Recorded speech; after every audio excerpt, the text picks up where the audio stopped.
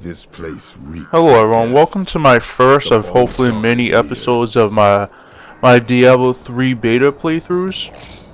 This is the beta of Diablo 3, which I finally got after about 4 or 5 months, I believe it's been out.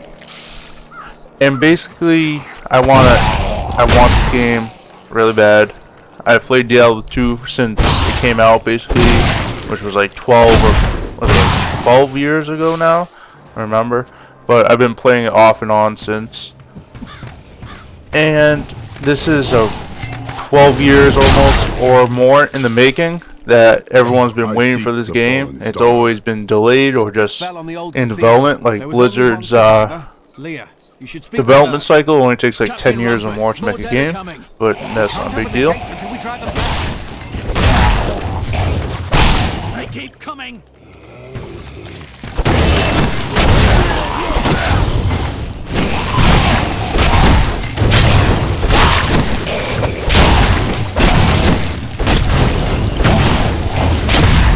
I've never seen anyone fight like that before.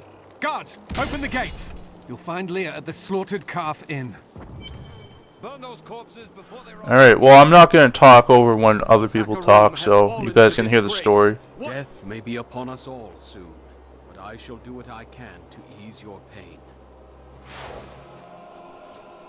Well, yeah, I'm going to explain the changes when I come to them. I'll explain what's different about this game than most action RPGs, which I've been waiting for a good one for a long time. I don't care what anyone says. That thing that fell from the sky was no rock. A rock doesn't cause the dead to leave their graves. Have you come to help us? The other adventurers who came through here didn't look so... Are you Leah? Rumford said you survived the fallen star. I did. But it blasted my uncle, Deckard Cain, into the depths of the old cathedral. I tried to search for him, but the dead were already rising. I came back here to rally the militia, but... Watch out! The wounded are turning!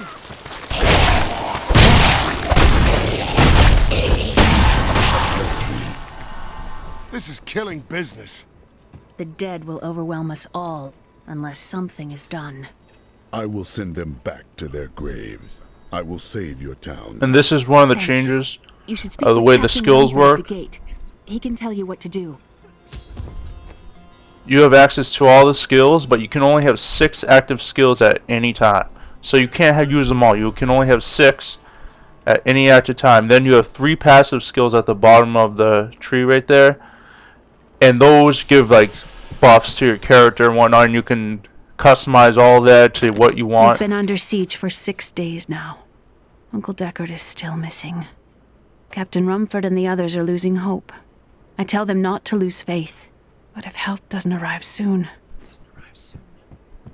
So that's definitely one of the things people like or don't like, and I really don't have a problem with it because, to be honest, you only use 2 skills only in Diablo 2, and it's not like you use the other ones really, so I really don't mind that, personally. And if you've played Diablo 2 and stuff, you know about health potions. How can I help fight the risen dead? I admire your courage, but Captain Dalton and the militia were slaughtered by those things. Only I survived. Your warriors will be avenged.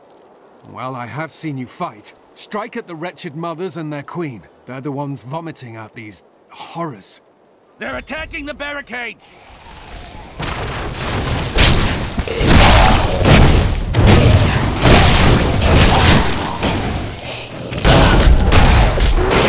Not enough fury.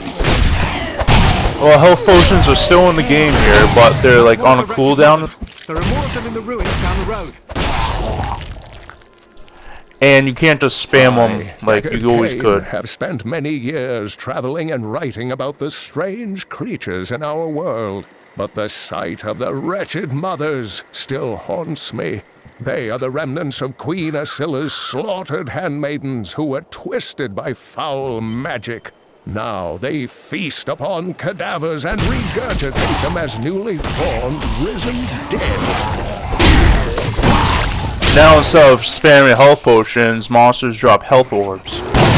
And these health orbs will give you health, obviously, as the Barbarian has the best attacks ever. You can make people go flying. It's so awesome. And as you can see that red orb right there, those give you health. You still have potions, like I said, and they're on cooldowns, like I said, but you only want to use those when you really need it. So it's not like, oh, I run into the fight, run away, look at that, that was awesome. Use health potion until I'm full health again, then run back in and stuff like that. Adventurer, scholar, and researcher. I share my knowledge of this incredible world and its creatures through my insightful missives, often at grave risk to myself. Why, I was recently in Honduras, where my tents were ransacked by vicious quill fiends. I was able to beat them off with a shoe, but a less bold man would have fared far worse. That was a little funny.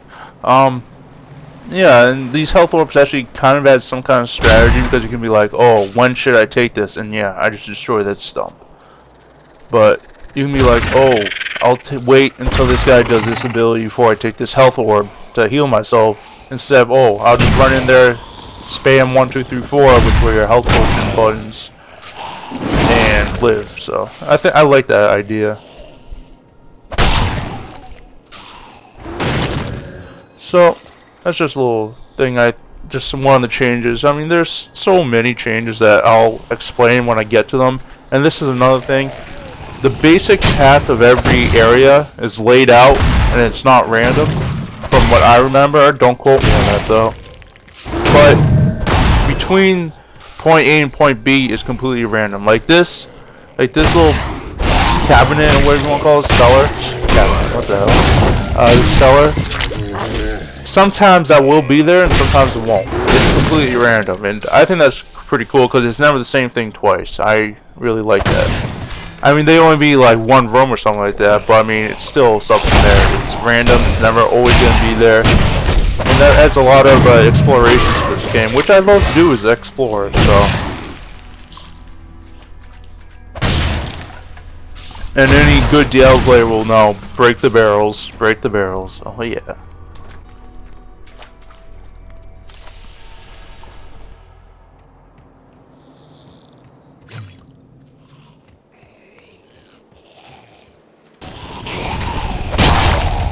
And then there are like these little events sort of things, like a scarecrow, for example.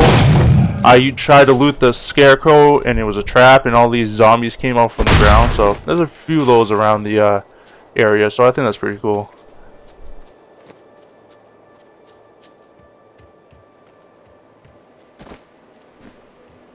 And the inventory system is much better. It's not like Tetris, which Diablo 2 was well known for its Tetris inventory system, which was awful. But this one is pretty good so far.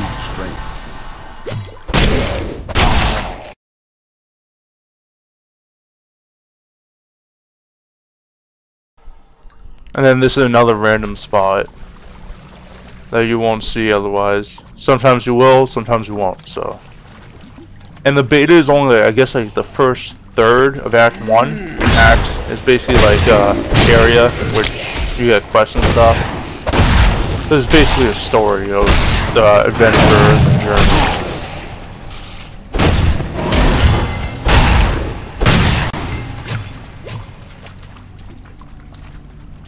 So it's not very long. It's only maybe about like, if I explored everything, it was about 2 hours. So I mean, it's not a big like playthrough of it, but I mean, it gives you an idea, and you can see a lot of bugs and reporting back to Blizzard if you see any.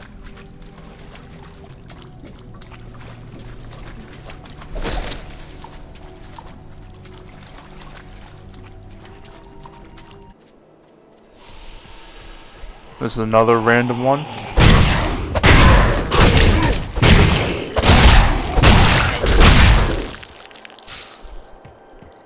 So far, I've only beat it once. I just got it a few days ago from when I upload this. I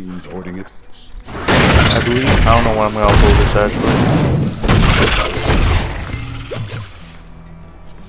actually. And it was on the Wizard, and I think I'm definitely going to roll a Wizard so far once this game comes out. I don't know. I want to try the Demon Hunter also. And Barbarian will always be one of my favorite. Always was. Always will be.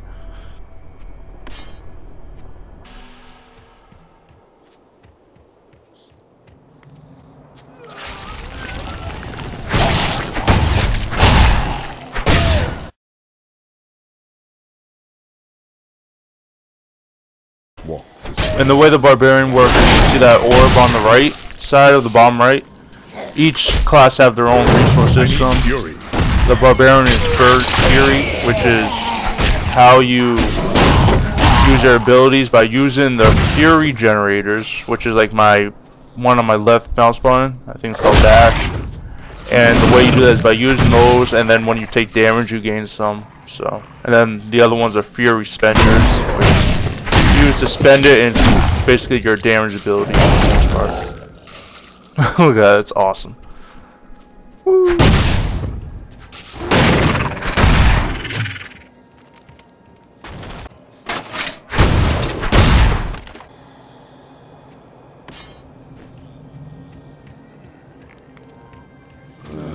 More fury.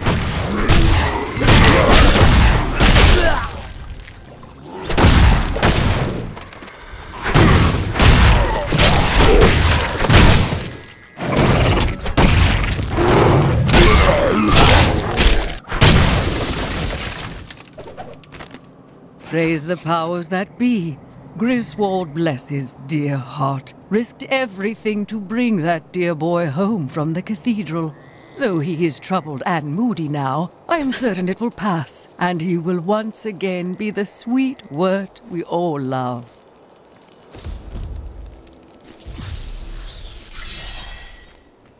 Put some sense into Leah. She won't give up on the idea of rescuing her uncle. Nor should she. I will help her find him. Come, let us search for your uncle. We'll need to open the cathedral first. The guards locked it up before they were ambushed. Rumford told me they fought their way back to Adria's hut. The key must still be there.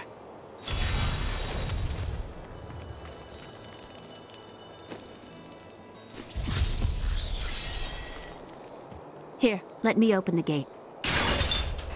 Adria was my mother, but I don't know much about her. She died when I was very young. I was raised by Uncle Deckard. What of your father? I'm told he was a great warrior who was lost when Tristram fell to the demons.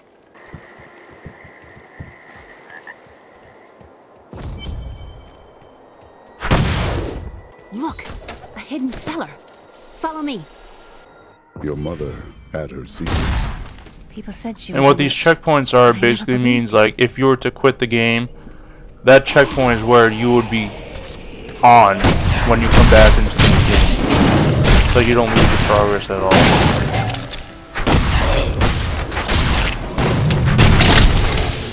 More fury.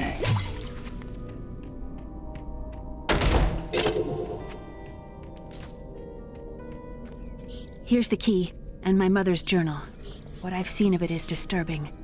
I want to know more about her, but that can wait. We need to save Uncle Deckard first. I will go. Stay here and learn what you can. Thank you. Aiden came to me last night. I suspected what was lurking within his troubled heart. I consoled him as best I could. Regardless, wherever he's headed, hell will surely follow in his wake. The shadows close in on Tristram once again. But like Aiden, I'll be gone before they fall. Well, I hope you liked this. Please comment, rate, and subscribe. And that's the end of episode 1. Thanks for watching.